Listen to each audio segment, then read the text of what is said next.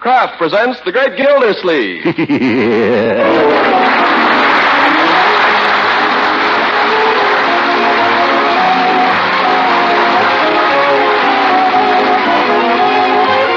Kraft Cheese Company will also bring you Bing Crosby every Thursday night. Present each week at this time Harold Perry as The Great Gildersleeve, written by John Whedon and Sam Moore. We'll hear from The Great Gildersleeve in just a moment. What's the grandest, most appetizing aroma that ever wafted its way out of a kitchen? Well, for me, it's always been the tempting smell of flaky, crusty brown bread or rolls fresh from the oven. And say, did you ever spread bread or rolls when they're fresh and piping hot with delicious Parquet margarine? Now, there's a way to really enjoy all of your baking favorites, to spread them with Parquet margarine. For Parquet's own fine flavor makes other foods taste better. Of course, that's to be expected. For Parquet is the quality spread for bread made by Kraft. So, naturally, being made by Kraft, you'd expect Parquet to have a delicate, appetizing flavor that really satisfies. And since Parquet requires only 4 ration points a pound, your whole family can enjoy it at every meal. Parquet's a grand source of food energy, too, and every pound contains 9,000 units of important vitamin A. So serve Parquet for its own flavorful goodness and for the extra flavor it gives to other foods. Ask your dealer tomorrow for Parquet, P-A-R-K-A-Y, Parquet margarine made by Kraft.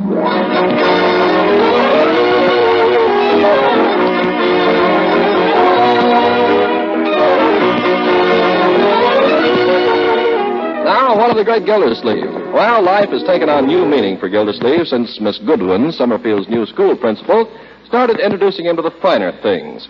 Tonight, after a musical evening with Bach, Beethoven, and Brahms, not to mention Miss Goodwin, he returns home filled with great music and a yen for a peanut butter sandwich. So, naturally, he heads for the icebox. Say, I know what's better than a peanut butter sandwich. Are there any of those little cup custards left?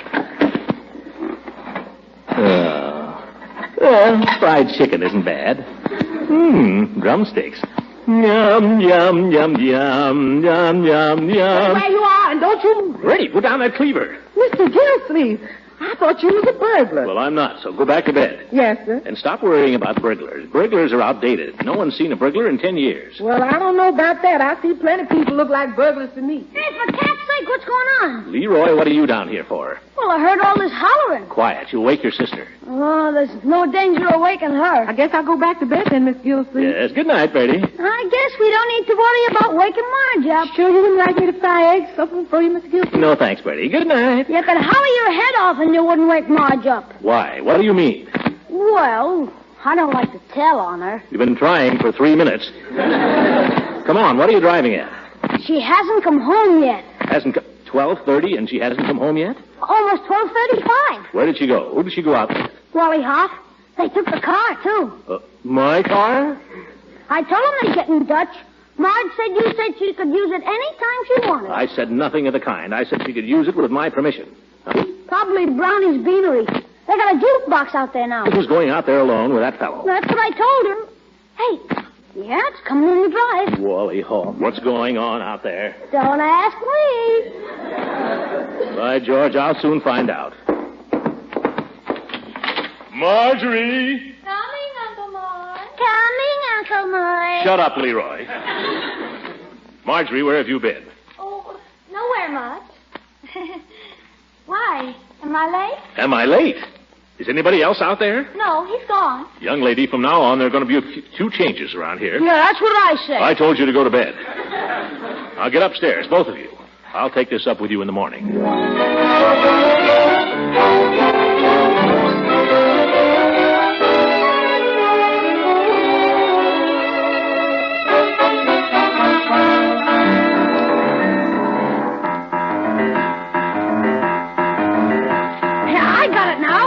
Pretty good, huh, Marge? I tell you, it can't be any good till you play something with the right hand, too. Well, I gotta perfect the left hand first. Good morning, Marjorie. Stop that racket, Leroy. What's that nasty little tune? That's not a tune, Unc. That's a boogie-woogie bass. What? Boogie-woogie is the latest style of piano playing. Leroy's trying to learn it. Well, I don't like it. We'll have no more of it. Oh, gee, huh? No argument. I want my breakfast. Oh, Bertie. Yes, Mr. Gildersleeves, your eggs is on the fire. Thank you, Bertie. Now, you, young lady. Since when do you think it's your privilege to borrow the car without my permission and stay out till after midnight? Well, Unky, darling, you weren't using it, so I thought... I had good reason for not using it. There's very little gas left in the tank, no more tickets till Wednesday, and I got to drive out to the reservoir this morning. Oh.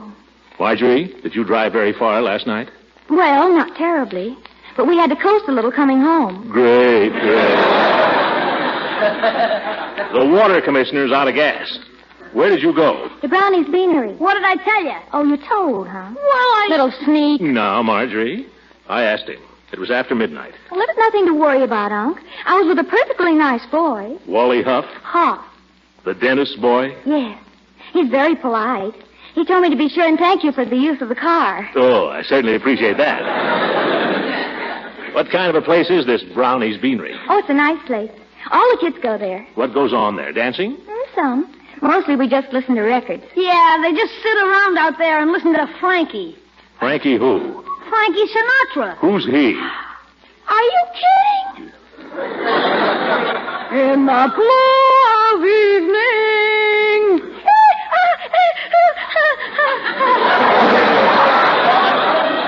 What's the matter with you? Nothing. That's the way the girls all squeal when Frankie sings. I don't care. He's wonderful. I'll take Boogie Woogie. Leroy, you want to learn the piano? Well, sure. All right, you go back and take lessons from Miss Roots again. Oh, Unc, she's corny. She's a fine musician and a good teacher. She wouldn't know a hot lick if she heard it. Leroy, would you like to hear some hot licks?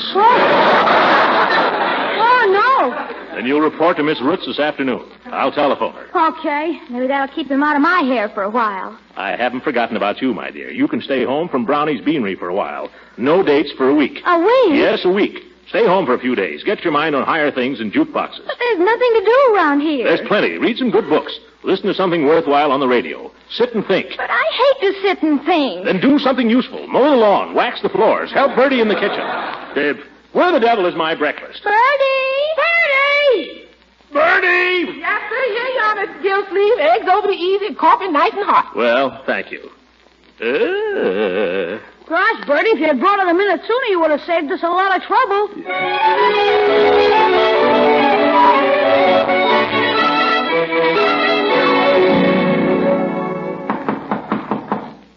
Leroy! Marjorie, somebody go to the door. They're both gone, Mr. Gildersleeves. I'll answer it. Well, good morning, Bertie. Is the commissioner in? Yes, sir. Just finishing his breakfast, Judge. Good morning, Commissioner. Hello, Horace. I thought maybe you could give me a ride downtown. I could, Judge, if I had some gas. And I could get some gas if I had some stamps. Well, Gildy, I'd lend you a stamp, only I'm too patriotic to violate the spirit of the law. Don't worry, Hooker. If you offered me a stamp, I'd be too patriotic to take it. Sit down. Thank you. I saw you at the concert last night, Gildy. You didn't see me, though, did you? I wasn't looking around the hall, Judge. I was enjoying the music. I'll say you were. So was your lady friend. I think you made quite an impression on Miss Goodwin. Oh? What on earth could make you think that? Well, I was talking to her the other day at school board meeting. She said she thought that you were the most sophisticated man she'd met in Somerville. Sophisticated? That's what she said. Well, that's what women like, isn't it, Judge? That's what I hear, Throckmorton. Great. I don't suppose this means anything to you one way or another, but I had a letter from Leila Ransom today, as her attorney, of course. That's nothing to me, Horace. Nothing at all. No, I thought not. But she's taking care of Beauregard's estate and the various other matters that were necessary after her husband's death, and she's coming back here to live. Wants me to get her house ready for her. Go right ahead, Judge. Do anything you like. I got a woman coming to clean it this afternoon, and I thought I might engage Leroy to mow the lawn if it's agreeable to you. Extremely agreeable to me. Leroy's the one you've got to persuade. Oh, that's fine. I'll leave the key to the house with him. I guess that takes care of everything. Say, tell me one thing, Gildy. What is it, Horace? Well, it's like this, old man. You know, I always had a kind of a soft spot in my heart for Leila. You did? Yeah. So I just thought that as long as you feel the way you do, I mean things being definitely over between you. Oh, definitely. Well, Would you mind if I kind of, dag-nabbit, Throckmorton, you know what I'm trying to say. You mean you want to court Leila? I guess that's it, yes. All right, you old goat. You have my blessing. Oh, thanks, Gildy, thanks. I wouldn't want so much as to look at Leila if you felt any different. That's the way I feel, Horace. Only I'd like to give you one piece of advice. Fine. What is it? Look out for Beauregard. He never stays dead very long.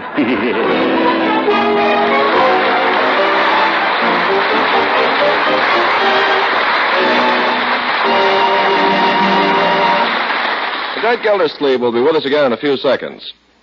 Now, I know that thoughtful mothers everywhere are concerned these days with keeping their families well nourished. And that's all the more reason you'll want to serve Parquet margarine, the grand-tasting quality spread for bread.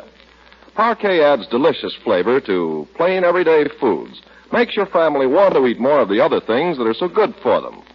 Parquet has fast become the favorite spread in millions of American homes because it's so deliciously good on bread, hot toast, and rolls. But that's only half the story.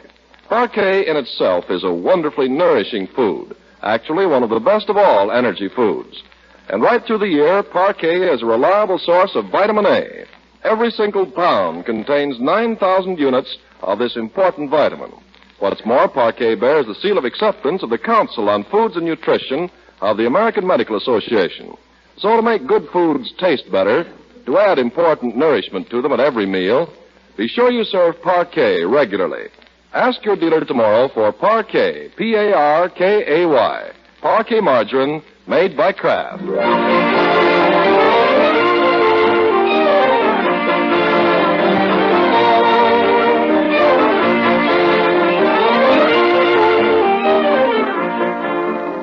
Now let's get back to the great Gildersleeve and his campaign to bring culture into the home.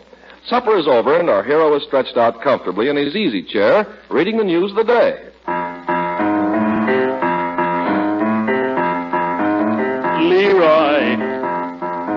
Leroy! I told you not to play any more of that boogly woogly. It's boogie woogie. Yep. What's the difference? I won't have it in this house. Practice what Miss Roots gave you. Okay. Well, that's more like it.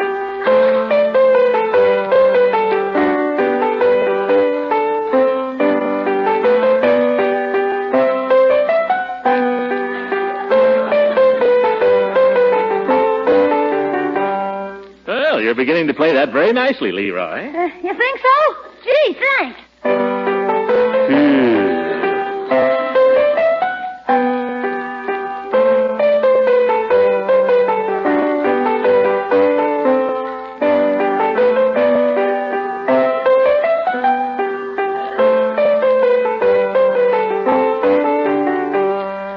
How was that? Very good. Fine. Leroy, are you going to play that corny piece all night? It's not corny, and anyhow I have to practice, don't I? Well, for goodness sake. Yes, Marjorie has to practice. Yeah.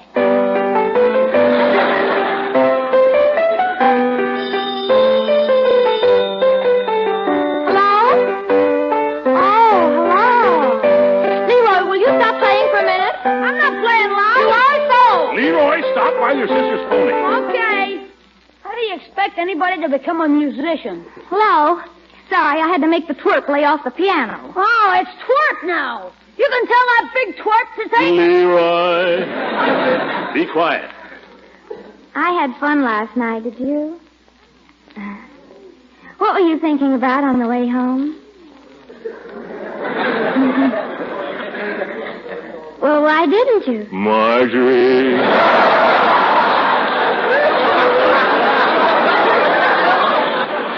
What's the matter, Unc? I won't have that kind of talk in this house. Say goodbye and hang up. Well, a boat. Wally, my uncle wants to use the phone. I'll call you back. Oh, no, you won't. No, you better call me back. Goodbye. Leroy, stop that for a minute. Gosh, what now? I'd like to say something about the telephone in this house. It's here primarily for my use and for my needs. I'm a public servant in Summerfield, and it should be possible for citizens to reach me at any hour. Besides, I might like to make a phone call myself occasionally. Is that clear? You mean I can't call anybody? Only if it's important. Do you understand that? Yes, sir. Leroy? Yep. Very well.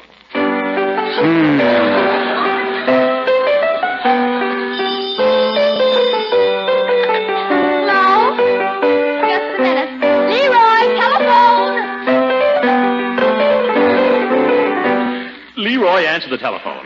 Hello? Hiya, Pig. No, I can't come over. I'm not allowed to leave the house. Till I become a second Palarooski. Careful you don't get too smart, young man. Tracy? Yeah, sure, I've read it. I bet I know what's going to happen, too. Mrs. Pruneface is going to kidnap the mayor, but Tracy will be able to find her because he... Leroy, terminate your conversation, please. Terminated? I just started. Well, just stop. Well, it's important. Leroy. Unc wants to use the phone, Pig. So long. Gee, Uncle Mort, I don't see what you expect us to do. Can't go out, can't listen to the radio, can't use the phone. We might as well be dead. Leroy! What is it, Unc? For heaven's sake, play some boogie-woogie. But you said you didn't like it. I don't, but I'm going out.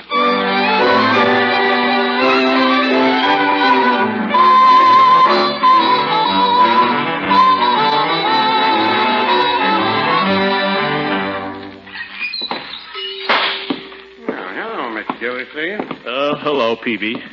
Say, I'd like to use your telephone, if you don't mind. Certainly. You'll find it right there in the phone booth. Thanks. I can't get near my own phone at home, Peavy. The kids are on it day and night. Got change, Mr. Gildersleeve? Wait till I see. No, guess I'll have to have a nickel. Well, just reach up on top of that molding there beside the booth. What? Where? Right next to the booth there. Oh, yeah, I feel them. Why, these are slugs. I know. I just keep them there for my own convenience. Peavy, you're a slippery fellow. Well, no, I wouldn't say that. It's my phone booth. I don't run it for profit, just a service to my customers. While you're at it, why didn't you get one large enough so your customers could get in it? Standard phone booth. Enough room in here to turn around even. Do you need to turn around? Can't even get the darn door shut. Well, that's all right. You can leave it open. I won't listen. It's not that. I don't want every Tom, Dick, and Harry eavesdropping. I have some private business. You know, I find that most people who make phone calls from drugstores have private business. Consequently, I make a point of not listening. Hello? Miss Goodwin? This is Mr. Gildersleeve. You better speak up, Mr. Gildersleeve. She'll never hear you that way. Quiet, Peavy. Excuse me a moment till I see if I can get a little privacy here. This darn door. Go on, shut. There. Pardon the interruption, Miss Goodwin. Just trying to quiet Leroy. Boys will be Me? Oh, just sitting here with a good book. I called because I wanted to tell you how much I enjoyed last evening. There's nothing I enjoy like good music. In fact, I thought if you weren't doing anything tonight, perhaps you might like to... Oh, that's too bad. Well, perhaps another... Oh, well, I'll... Yeah. Good night. Rats. Oh, well... Shan't open the door. I'm trapped. Get me out of here. Peavy! Don't stand there making faces, Peavy. Do something. Can't you see I'm stuck? I can't move. I can't breathe. Peavy, get me out of here. Peavy! Peavy! Well, there go the profits. Well, why didn't you do something? Well, you would close the door, Mr. Gildersleeve. Don't argue now. Get me out of here. Well, there's no need to get panicky, Mr. Gildersleeve. Easy does it. Just contract. Contract? Make a little room for the door. Breathe out. No, out. Deflate. Easy enough. Nothing to get alarmed about. There was no air in there, Peavy. I was suffocating. Nonsense, Mr. Gildersleeve. I've seen people go into that phone booth and not come out for an hour and a half. I'm sorry I wrecked your booth. Send me a bill. Oh, that's all right. Just a matter of replacing the glass. You sure you're all right? You didn't cut yourself? No, I'm all right. I won't sue you this time, Peavy. Good night. Mr. Gildersleeve. Yeah? How did the phone call come out? I didn't hear. That's why I closed the door. Good night, Peavy. Good night. maybe I won't replace that glass.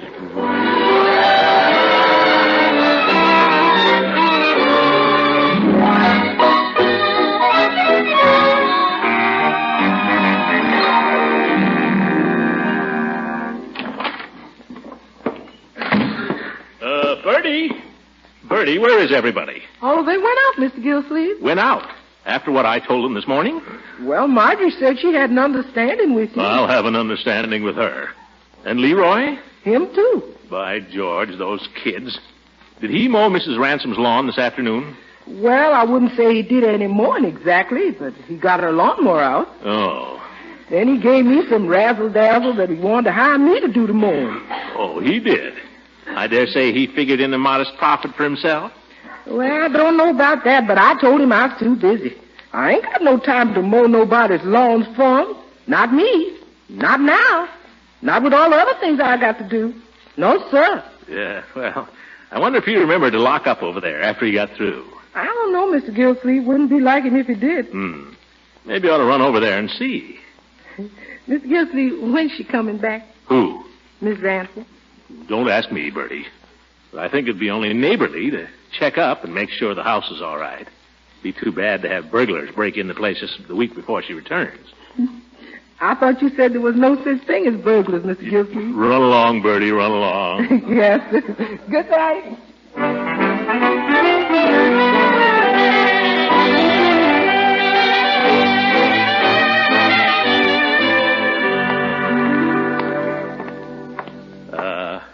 What a night. What a night. And what a moon. I'll lay 10-1 Leroy left that door unlocked. Yeah, just as I thought. A fine caretaker hooker is. Maybe I ought to go in and look around. See if Leroy's been up to any mischief. Where's that switch? Oh, great. No electricity. Well, lucky there's a moon. Guess if I'm careful, might take a look in the kitchen.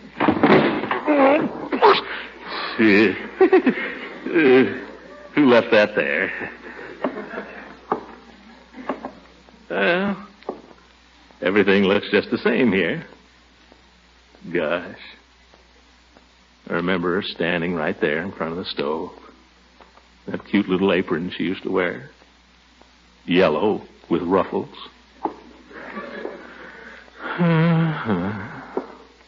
In the pantry. This is where she used to keep those wonderful cookies in a stone crock. I remember right where it was. Nope, it's empty.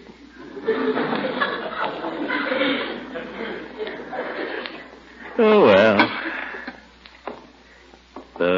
Do I remember this? She was setting the table, and I tiptoed right up behind her, stole a kiss right on the back of her little pink neck.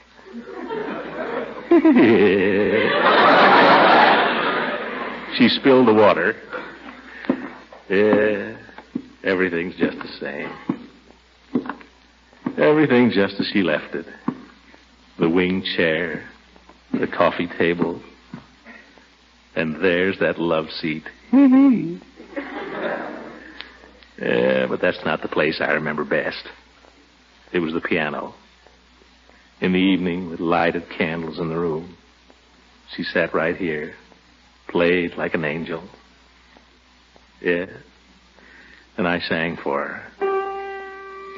Speak to me of love and say what I'm longing to hear.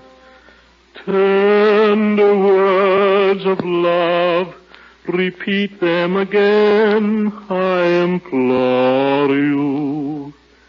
Speak to me of... Leila? Throckmorton. Oh, I've missed you, Leila. Have you truly, Throckmorton? Every minute. Come back, Leila. Come back. How could I resist, darling, when you ask me so nicely? But if I do come back, you'll have to promise one thing. Oh, I promise. Silly. I haven't asked you yet. All right. Ask me. you'll have to promise to be nice to me. And not to be nice to any other girl. Leila, from the day you left Summerfield, I've never even looked at another girl. Not one? Not one. Cross your heart? Let's forget the past, Leila. Let's forget about everything that's happened. Oh, yes, let's. Fate has tried to part us, Leila, but love is stronger than fate. And you're stronger than anybody. You are. You're so strong and so handsome. Oh, but you have gray hairs, Throckmorton. Well, just over the temples. Oh, I gave them to you. Oh, darling, when I come back, I'm just going to spend all my time taking care of you and trying to make you happy. Truly, I am. And I'm going to try to help you to forget, Leila. There's so much to forget. Oh, you poor kid. But perhaps, if you're very nice to me. Nice, I'll be nice to you, and starting right now. Oh, Throckmorton, you're so impetuous. Oh, sing for me, darling. Speak to me of love and say what I'm longing to hear. Tender words of love, repeat them again, I implore you. Speak to me of love and whisper these words to me, dear. I adore you. Good night, my darling. Good night, beloved. Hooker! Talking to yourself, Gildy? Well, I wasn't talking to you. How long have you been here? Long enough. Well, get out of here, Hooker, and keep away from my girl.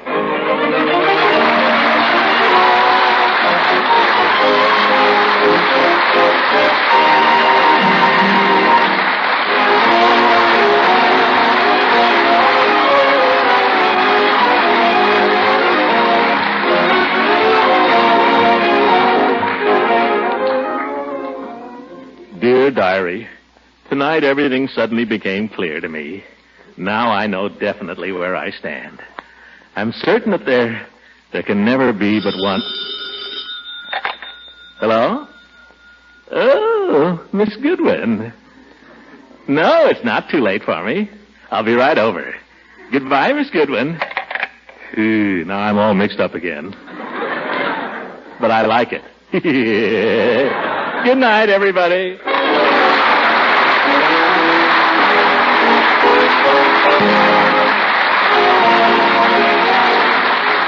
Music heard on this program was under the direction of Claude Sweeten. This is Ken Carpenter speaking from the Kraft Cheese Company, inviting you to listen again next Sunday for the further adventures of the great Gildersleeves. This year, thousands of women all over the country are discovering what a special help with wartime meals is the product called Kraft Dinner.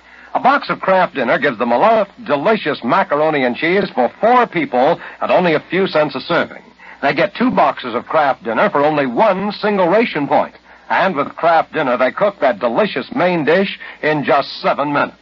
In every Kraft Dinner box, there's a special macaroni that cooks fluffy tender in boiling water and an envelope of Kraft Grated. With this handy Kraft Grated, you whisk cheese goodness through and through the fluffy macaroni in a jiffy.